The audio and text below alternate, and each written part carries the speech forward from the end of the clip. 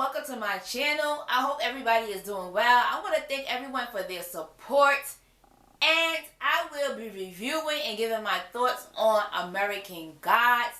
I'm actually late to American Gods, and nobody never told me about this show. I actually watched the trailer, and that's how I found out about this show and decided to review it. And I decided to review season 3, episode 1, and come to find out, Orlando Jones was fired from the show, and there is no Mr. Nancy on this season. I said, OMG, why do you wait till I want to review the show to actually get rid of this character? First of all, whose decision was this? Cause you need to be ashamed of yourself and you need to be put in time out. Cause you sure ain't right. You ain't right. Whoever fired Orlando Jones, the character Mr. Nancy. Cause let me tell you, I was catching up on the episodes cause I'm actually new to this show.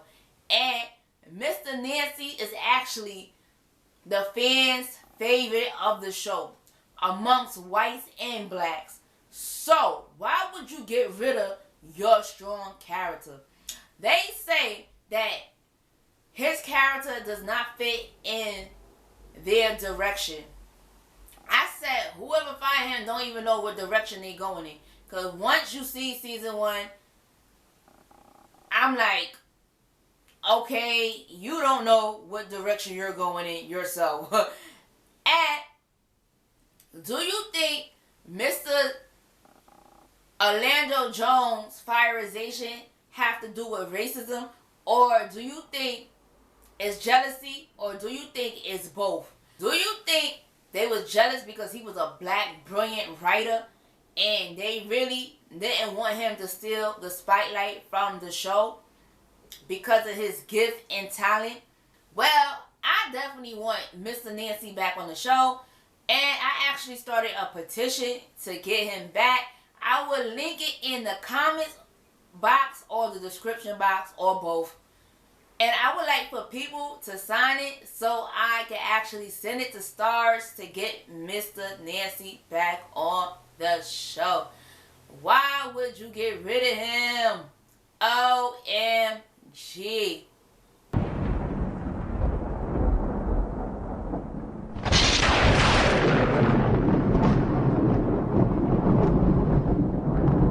So, if he did not fit the direction that you was going in, why you didn't have a conversation with him and say, hey, that's not the direction we want to go. Let's write this instead. And he would have probably wrote the script in the direction that you wanted to go. But I bet you did not do that, did you? But now I'm about to review the show. So, it starts off at a rock concert, and then you have Odin, all the father, all in his glory, throwing himself before the crowd as the crowd praises him. And they actually catches him. I like, if it was me, don't never do that because I'm not catching you and you're going to fall on the floor. I don't care if you're a little guy or not. Don't.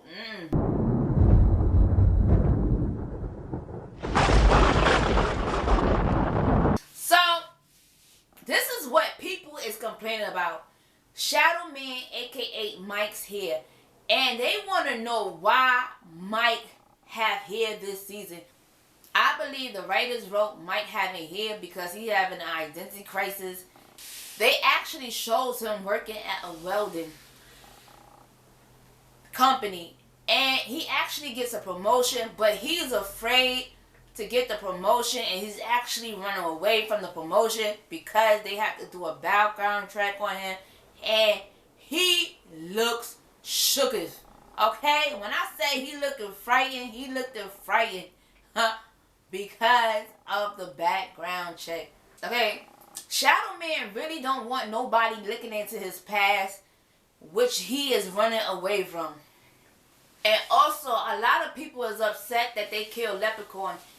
Um,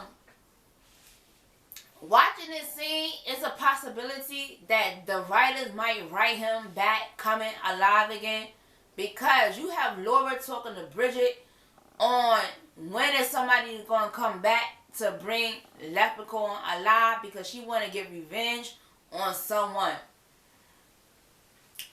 And Leprechaun is actually a lot of people's fans' favorites too.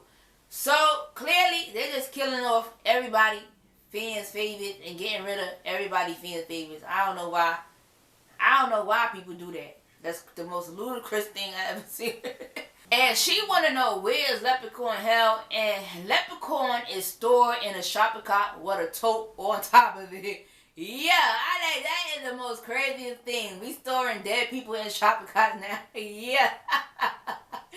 I like that was crazy. So Laura actually gets the Leprechaun and takes him to a place, and she pushes him down the damn stairs first of all, and he goes flying out of the shopping cart onto the ground.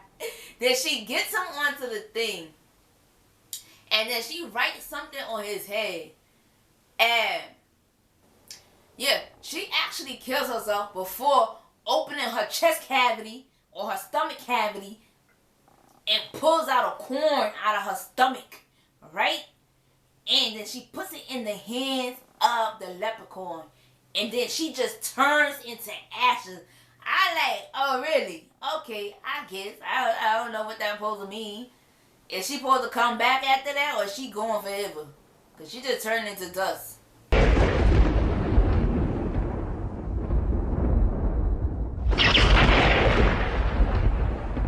And by her killing herself, how is that going to bring the Leprechaun back? Sorry. I don't understand. How is that going to bring the Leprechaun back? She killed herself so the Leprechaun could survive in her place? I don't know. You have Shadow Man, a.k.a. Mike, getting off of work, and he's actually flirting with his co-worker. They got a little thing going on, and he leaves and bumps into this old lady, and the old lady tells him how he reminds her of her husband. And while he is holding on to the lady, he actually is hearing male voices as she talks, and how her husband was a deceiver, a liar, and all these things. And in reality, it was Wednesday playing tricks on him. And to me, that scene is very important in real life. It shows that tricks on Mike's mind. I like, that's an example of how the devil do. When he know you're blessed and chosen, he will do everything he can to cloud the judgment of your mind so you won't get further in life. And in reality, you gotta have the strong will to block the trickery in your mind. So you have the lady and Shadow Moon both saying, go F yourself. And then he realized it was Wednesday playing tricks with him. And Shadow Moon is trying to avoid Wednesday, but Wednesday is keep following him around town. And he believes that Wednesday has something to do with the man wanting to do a background check with him. So, to me, this scene was strange. Well, you had a white man who turned into a black woman. So, I'm assuming this person is a shapeshifter. That's what I would call it. I don't know what the hell they call the person on there. And it's actually, it's the boss of the company. I'm assuming it's a gossip blog company. And it's actually the lady from Pose who's playing the boss. And she is not pleased with her employees. And she want to know why they're not getting things done. She is part of the New Gods. And they are trying to go after Wednesday. And let me tell you, there is a war coming. When I say there's a war coming, whether there's a war in reality or on television, baby, it is a war coming, and everybody is trying to find their soldiers to be part of the war. Okay? Let me tell you something. So they gonna use the humans to make it seem like they in control. In reality, they are going to take over the new guys. And they're trying to get rid of the old guys, and they need to get rid of Wednesday because he is very powerful. Okay? So, you have Shadow Moon actually arrives in his home, and then you have a man that look like he part of the Men in Black or the Matrix at his door, and he actually leaves, and then it's Wednesday in the van actually waiting for him. I said Wednesday seemed like a narcissist.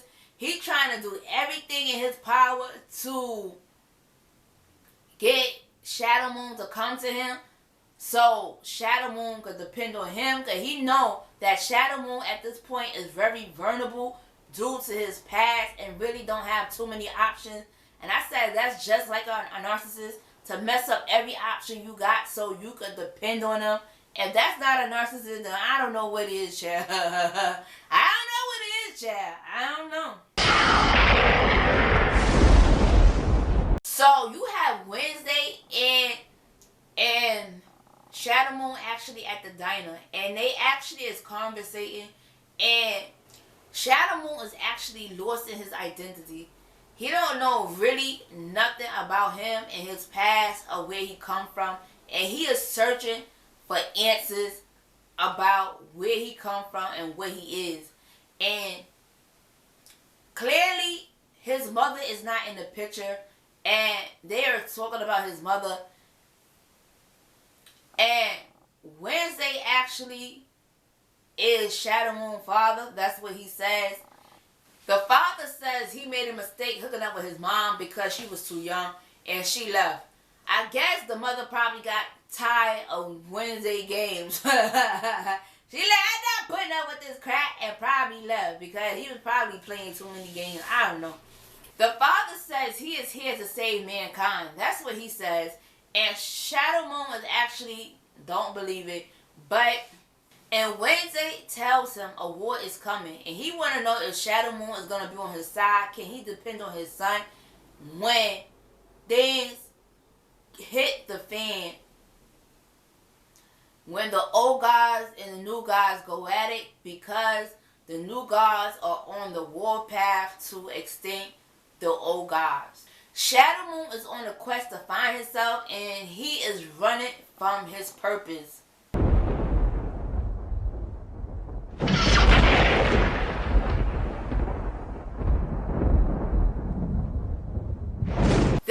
I really didn't like this scene, and I felt like it was no purpose with this scene, and I was like, what kind of message the writer was trying to send with this scene? You have the pose lady, she comes in, and one of the employees who is white actually speaks up. She don't like what the employee is saying, so she bashes the employee brains out to no mercy. Okay, that's exactly what she did. And I said, what direction is this going in, the writer? Because I'd rather choose Mr.Nancy over this bat scene. Because I'm like, the writer said that's not the direction you're going in. But you have a black woman that's beating a white man brains out aggressively. So do you really know what direction you're going in? I'd rather choose Mr.Nancy over this scene any day. Because I really didn't understand the purpose of this scene. And I was like, is they trying to send a subliminal message to Orlando Jones? Is that, like, they going to destroy his career? Or is this a subliminal message to all employees? Like, if they don't fall in line, their employers are going to destroy them? I really didn't get it. But I definitely would have chose Mr.Nancy over this. Okay? Because Mr.Nancy actually touched the people. He actually moved the people with his words and his intellect. And it's very educational when he speaks. So you have Wednesday and Shadow Man in the van. And they actually become roadblocked by the men that are in black. I don't know if they're part of the FBI or they supposed to be the new guys. I'm not sure who the hell they supposed to be. But as they drive it, Shadow Man actually takes the wheel.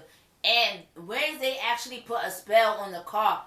And he tells Shadow Man, why am I saying Shadow Man?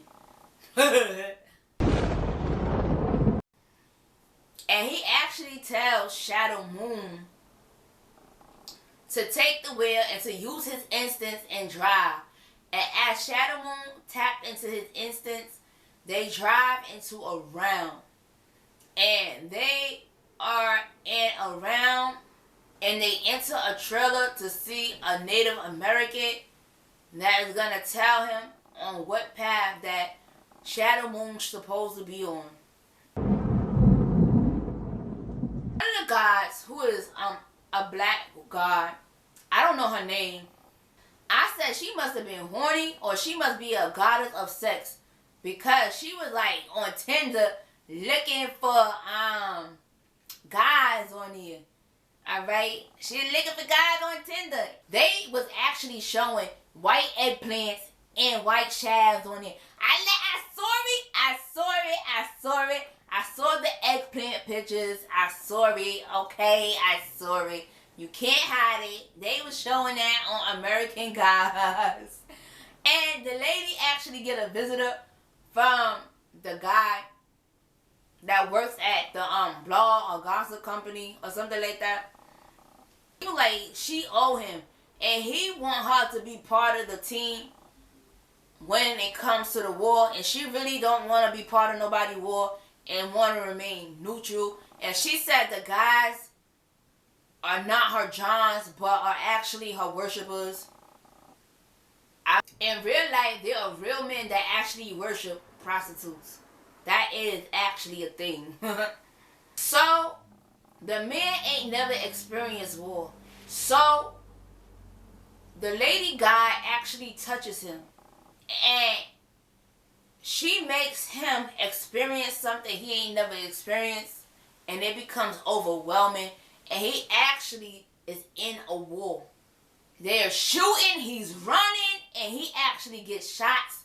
Then he actually come to gasping for air. He don't know what's going on with him. So he actually runs out the freaking apartment. Cause he in a frenzy. He don't know what the hell going on.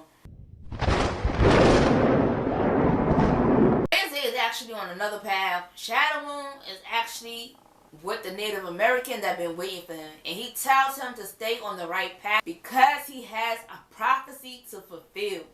And if he gets off the wrong track, it's going to cost it all. And this is when Wednesday pops up. And the Native American tell him that he don't do nothing unless it only benefits him. It actually puts him in his place and tells him that he only benefited off what the white people did to his people in the American land. That's what he says to him. So a lady pops up with a van, and it's actually Wednesday's fiance. That's what he say. And Shadow Moon actually looks shocked because the lady looked very young to be his fiance. So they want to know where Shadow Moon is headed.